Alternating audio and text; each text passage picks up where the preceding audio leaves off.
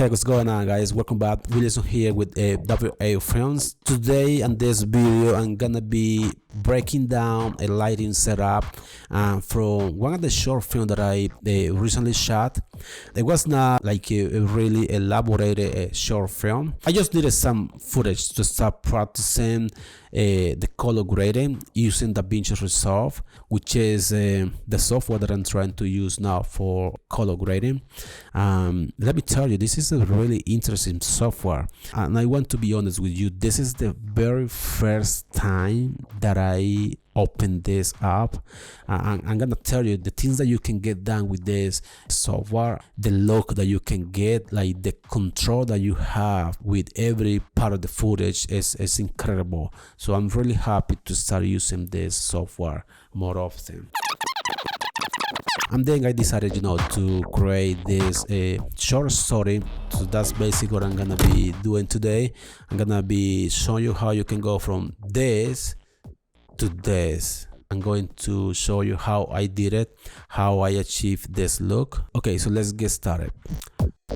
So the first thing that you want to do is controlling your own lighting. So I basically shut down all the lights from the house. By shutting down all the ambient light, you're going to be able to control your own lighting. For this video, I was shooting on a Canon 1DX Mark II with a 24mm at 2.0, and I was also shooting most of the time at 24 frames per second. So the first light that I added was a practical light. I wanted this light to look like it was, a light that was there. And this is basically a light bulb that you can control using an app. Really handy. It's really convenient. You can control the color, you can control the intensity. It's really cool, pretty handy, so feel free to check it out. Then I decided to add in a second light, which is a YN360. So this is a new light that I recently picked up. It's really portable, RGB, and it is only $90. It's not too expensive, and this is a really convenient portable light. Here's a close-up of the light, so you guys can see how I have the light, affecting all that corner over there. That's pretty much it. And then after this, I decided to add in a different light, which I decided to put down in the basement. This is a Practilite CISO2. Unfortunately, I can't control the colors for this light. I can only control the temperature. I can go from 3200 to 5500. However, if you want to change the color, you can just use a gel like this, gel filter on it. It works perfect fine. It works for me, and that's what I'm doing here. Same situation here going on. This is the torch LED. Really popular light. I know a lot of people has it. I really love this light, so I decided to put it in there so it's not noticeable. And from there, I'm using this as a key light for my subject. So here's a close-up of the light. So you guys, this is a really convenient light that I have been using, for many years. Affordable light as well. Light that you can use in different situations. Okay, so over here I noticed that the lighting was not powerful enough for this for the look that I was looking for, and then I decided to increase the power.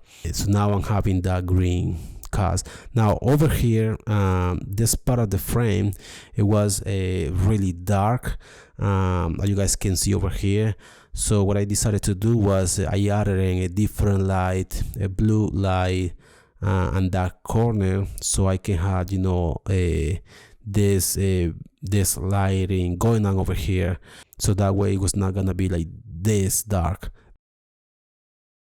Now to pop up a little bit the other side of his face, I added in another light, which is kind of like a key light, but I'm just using this light at a really low power.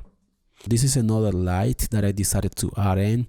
I'm placing this light in the back, creating that separation from the background, giving me that beautiful hair light. It's a little too much at this point, but by just moving the light closer to the subject, I was able to point this light down and have a specific spotlight, so that way I was able to separate the subject from the background, having this beautiful hair light. So you guys can see we started from nothing over here, and then we added the first light, and then we started adding, you know, one by one. As you guys can see over here, I'm getting pretty much everything in camera, so you know, that way I'm gonna be saving time during the editing. And that's pretty much it. That's how I ended up having this look. This is the final look. So the same lighting situation that I use here can be used, you know, on different scenarios, like this one over here where I started from nothing as well.